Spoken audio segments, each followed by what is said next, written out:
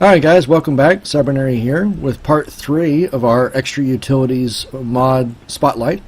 Last episode we went over several of the generators that Extra Utilities gives us, along with a couple storage blocks and the Ender storage and iron chest storage systems. So in this episode we're going to go over several of the machines that we can build with Extra Utilities, the transport systems that we can build, that we can use with those machines, and I've got a couple of demos built here just to show you what can be done. Obviously, this is there. You can build much more complicated setups, but this is just to show you kind of what's possible. Okay, so start out. This is Ender infused obsidian. It doesn't do anything. It's basically just a building block that you're going to build some of these later blocks, and it's 4 obsidian and 1 ender pearl. So that's Ender infused obsidian. The next block that we're going to look at is called the Ender thermic pump. It requires 4 Ender infused obsidian, as you can see here, along with a bucket of lava and a bucket of water. No, those can be on either side. It doesn't matter which one's which. Diamond, Ender eye, and a pick. Now, as you can see, it's either side. Now, what this does is this is a pump that is mainly used for pumping lava in the Nether. It acts as a chunk loader, so it will keep a small amount of the chunk loaded so that it's running in the Nether at all times. Now, you do need several things for this to work. You need power, and we went over the generators in the last episode, so you can use one of those generators. You also need a place to put the lava. Now, if you want to use an Ender tank, like what we talked about at the last episode, or if you wanted to use a barrel, you could use either of those. This will pump the lava source blocks out of the lava lakes, and it will replace those blocks with smooth stone. And it has a pretty far reach, so you can put it on the shore of a lava lake and it will convert probably a good 60 to 70 blocks away from the shore of that lava lake. The setup, if we jump over here real quick, I've got a short little thing of lava. Now this won't work because lava Ender thermic pumps only work in the Nether, but this is just a quick representation of how you would set one up. If I was able to turn this on and it worked here in the overworld, then this is a lava generator. It takes lava for it to work. Well, you know what? Let's go ahead and add some lava to the generator and see if it works. Okay. There we go. We've got some lava in there, and it is generating energy. Now the energy is going into this transfer node, as you can see, and we'll get into nodes and pipes and wires, pipes a little bit later. It's going into the transfer node, and then the transfer node is sending it over here to the pump. Now the pump, using this liquid transfer node, will be pulling redstone out. If it was working, it's not working, because there's no stone there, because we are again in the overworld. It would pull the lava out and it would send it to this Ender tank and to this lava generator. So basically we've got a pump that's fueling itself. It is the generator uses lava to make energy, but then that energy is powering the pump that supplies it with lava. So you've got yourself a little cycle here of self-powering energy. Now the connection over here is sending lava into this Ender tank. Now I could have a duplicate Ender tank in the overworld at my base where I have infinite lava. As soon as I use it out of here, the pump's going to replace it. So and the other setup is that you have to put that block on a solid block that's over lava. It will, using the Ender pearls in it, it will teleport the lava source block, I guess, from underneath into itself and distribute that through its pipe systems. So that's kind of how the Ender thermic pump works. It does need power again. I recommend using the lava generator so that you're basically powering itself, and it can be a very good tool for gathering up lava in the Nether. Now, in the last episode, I talked about magic wood, and that's I need to give you the recipe for magic wood and ender cores now, because some of the later machines require those. Now, this was used for filing cabinet. The magical wood is an alternate to a bookcase, and instead of a bookcase adding 1 level or 2 levels to an enchanting table, 2 levels, because you need 15 bookcases to make a level 30 enchant. This adds 5 levels to an enchanting table, up to a maximum of 30, of course. And as you can see, it takes a bookcase, 4 gold, and 4 enchanted books. Now, it doesn't matter what the books are enchanted with. It could be power 1, it could be sharpness 1, it could be protection 1, it could be whatever you want. It could be any level 1 enchant, but it just has to be an enchanted book. Moving on, we have an ender core, which is an upgrade from magical wood. In fact, it requires 4 magical wood to make, and instead of it boosting enchanting tables by 5, it boosts it by 20. Now, don't go too crazy, because you still have a max of 30 levels, but 1 of these and 2 of these, and your enchanting table is at the max of 30 right off the bat, and you don't need 15. You don't need 15 book frames. Bookshelves. Sorry. Well, of course, you will need the 6 bookshelves to create this, but you won't need the 15. So, I hope you have a lot of obsidian and ender pearls, though. All right. So moving on, this is the diamond etched computational matrix. That's a big word, but really all it is just the CPU of our next block, the ender quarry. It takes 4 diamonds.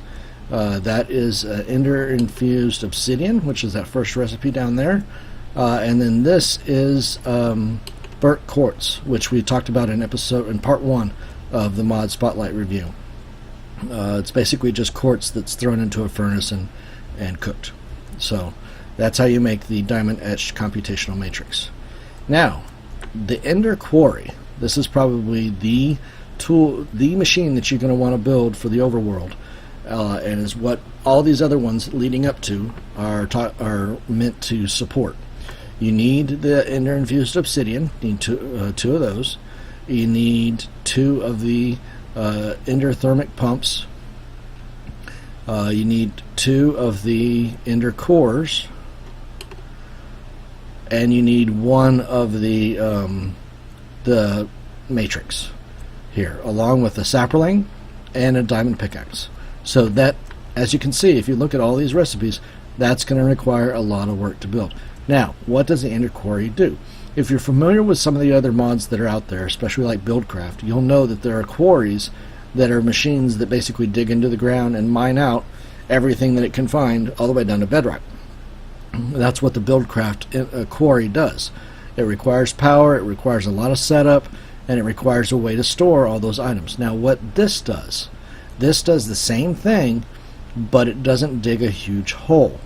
It replaces every block that it takes with dirt, and you don't have to supply that dirt, by the way. And it basically teleports those blocks out into your storage system. Now, you need power. You need some kind of RF power. So if you were to set up a pump in the Nether that went to an ender pump, then you could have that duplicate ender pump next to a lava generator and power your ender quarry. The other thing is that you need some kind of chest connected to it to store the items. And I suggest something big, or an ender chest that's connected to some kind of sorting system. The last thing is that the whole thing needs, the area that you want it to mine out needs to be surrounded by fences. That's how the ender quarry knows its boundaries. And if we fly down here, I've got an ender quarry kind of set up. As you can see, we've got the ender tank that's tied to our pump in the Nether. That's connected to a lava generator. Now you may need, since I don't have, let's see, if I was to put lava in here, I could check this and see it is pulling lava out and it is generating power, but the ender quarry is trying to run with that power. Quarry is only connected to fence boundary on one side. Okay, so yeah, it's having trouble getting started, and then of course this is the transfer node that's pulling the items out and connecting it to here, to an ender chest. So anyway, that's kind of how it's set up. It'll tell you, obviously it wants to see more of the fence, or it can there may be a break in the fence somewhere or a glitch in the fence. Before I was able to just put it on one side and it worked fine. So you may need to play around a little bit with it. Obviously it's getting power, because this is generating power and outputting it to the quarry. So that's a basic setup. And again, this is an ender chest that's hooked up to a sorting system that I built over there, and we will get into that in just a minute. So next are these filters, which we are going to skip and come back to, because we need to talk about transfer nodes first. Okay, a transfer node is what this little block is that's on the outside of the chest, and what it is designed to do is it pulls items from the connected inventory and sends it out through pipes, and we'll look into the pipes down there. So if I was to put anything into here, it would immediately start pulling it out and try sending it through the pipes that it's connected to. To build it, you need a chest, some smooth stone, redstone block, and that right there is a transfer pipe, which you will see how to build right down there. This next one is a retrieval node, where this one takes items out of the chest and spits it out into the pipes. This one looks through all the pipes and other connected inventories for items that are in here and pulls those items and puts them in this chest. So basically the reversal of that one. We also have transfer nodes for liquid. We've got this one that's connected to a tank, which I am not sure if that works or not. I imagine it would, but it's not pulling anything out now. If I was to grab another drum, say an empty drum, it's still not pulling anything out. This drum is full of water. This drum is empty.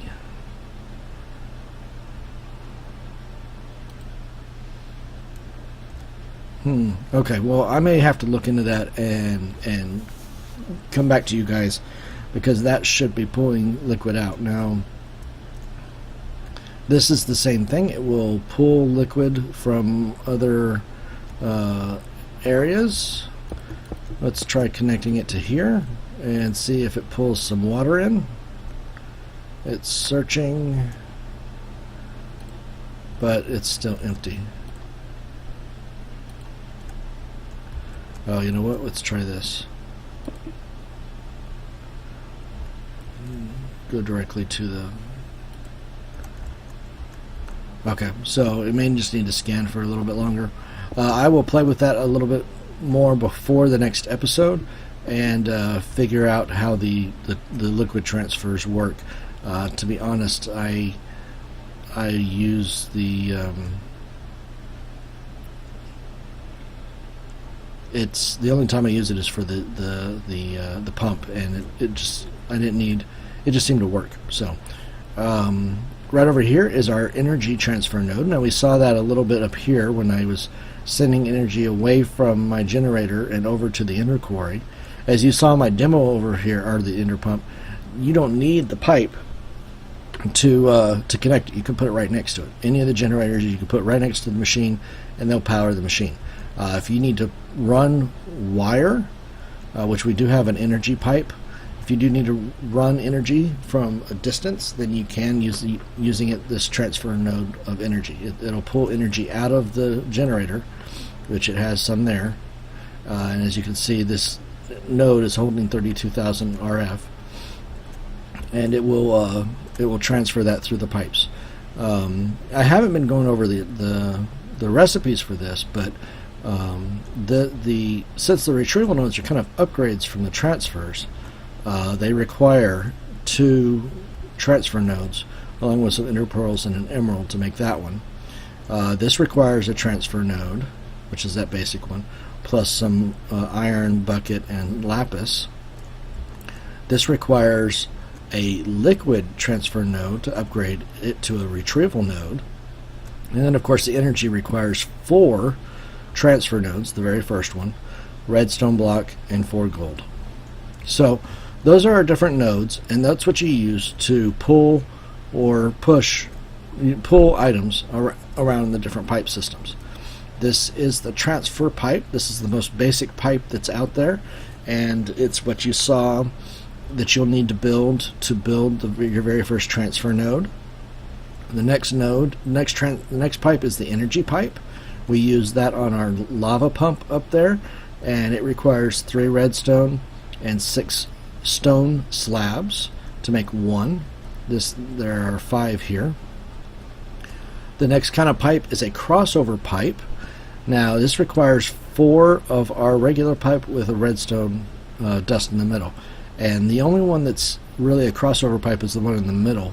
And as you can see, it's kind of got a bulky a middle section here where the pipes cross, and what it's doing is that it allows the pipes to cross without them mixing with each other. So the vertical pipe is continuing on without interfering with the horizontal pipe, and vice versa. So if you've got lava, or if you've got items traveling this way and then liquids going down this way, you could have that without them messing each other up. The next type of pipe is a very, very useful one. It's called the sorting pipe. What this does is it scans inventories like chests for items that it already has in it. So if you've got an ender chest with that you're mining stuff out, and it's sending cobble and ores and dirt, you send it through here, and these pipes will look for a chest that already has that stuff in it and drop it in there. So it'll sort out your items for you. This pipe here is called a filter pipe, and it allows you to specify what items you want to go through each pipe. Now we've got 6 different colors here, but it's only showing 4 because I've only got 4 pipes set up. But as you can see, if you right click on it, you can select, and I can put a diamond in red. So that means that if any diamonds come along any of these other chutes, it's going to direct it down red. I could put something else like blue dye down here, and only blue dye is going to go through there, and so on and so forth. So that's allows you to kind of filter out how you want things to be delivered. And you can put other things inside these slots called filters that are a lot more specific, and we'll get to that in a minute. The rationing pipe, it will separate things out so that everything's kind of evenly spaced.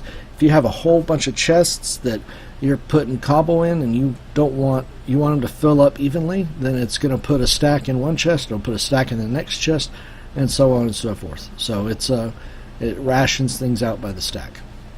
And then lastly, but not least, is the mod sorting pipe. This uses a sorting pipe, a 2 redstone, and it converts the sorting pipe to be sensitive to what mods those items are based on. So if you've got a whole bunch of different mods and you want your chest to be organized by those mods, then you can use this pipe and it will look for items of the same type of mod to put it into that chest. Last little thing we've got here is ender lilies, and these are plants that can grow only on dirt, or they grow faster on in stone. But as they mature, they'll actually produce an ender pearl. But they do grow very, very slowly. I think it's like 10 or 12 hours before they produce. Once they get to full growth, it's 10 or 12 hours before they produce an ender pearl. And then it takes another 10 or 12 hours before they produce it again. So that's kind of our pipe system. I know I kind of rushed through those. Again, the crafting recipes are fairly simple. Those are all slabs. Those are slabs there. That's just your regular pipe with redstone. Your sorting pipe is slabs with gold and glass. Filter pipe requires those 6 different dyes. A rationing pipe requires some lapis and slabs. So, and several of these, especially this first one, this recipe here will give you like 32 pipes. So if we were to come over here and look at like the energy pipe, it's going to give you 64. So don't think that this recipe is just going to give you one. That's just a transfer pipe.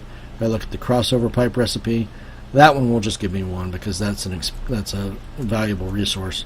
If we look at the sorting pipes, that recipe will give you 8.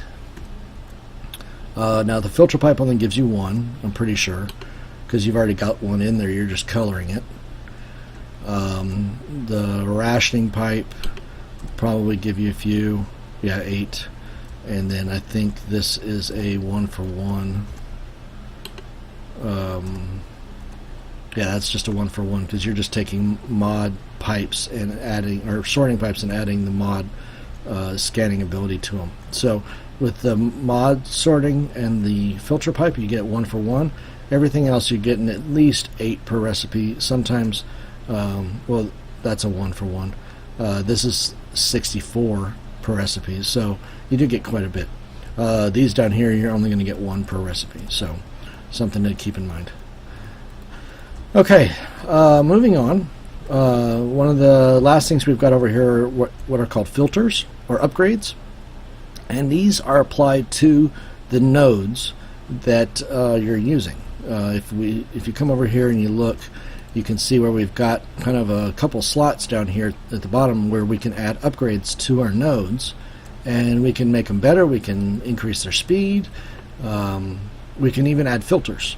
So whereas we have a filter pipe here where we can add an item, we've also got these filters so that an item transfer nodes only pull the items that we want them to. And I've got an example one right here. This is an item filter that I've built. It just requires sticks, redstone, and a string. You take your item filter, you right click with it, and it shows what items you want to allow through. So if I was to take this filter and go and put it on this transfer node, I'd basically take that, I'd take that out, I'd put that down here. So from this point on, I can put whatever I want inside this chest, and it's not going to pull it out unless it's one of those 3 things: a diamond, gold nugget, or a gold ingot. Okay? See, it's not going to pull anything else out while that filter's in place. As soon as I remove that filter, it's going to start pulling the first thing it finds. Now, you can do that for nodes. You can also do that for your filter pipe. Remember when I said before that you can add other things besides just a single item? Say you only wanted those 3 things to go down the red pipe. Well, there you go. That red pipe is now limited to only those 3 things.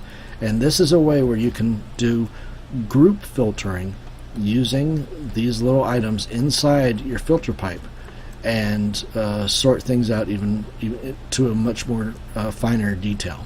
And that's the item filter. Now this next upgrade is a speed upgrade.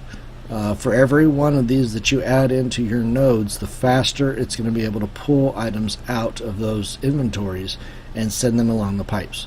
It is kind of expensive, 2 gold, 3 ingots, and 4 redstone blocks, but you can put as many of these as you want, up to 4 stacks of 64, into a node, and it will move things very, very quickly.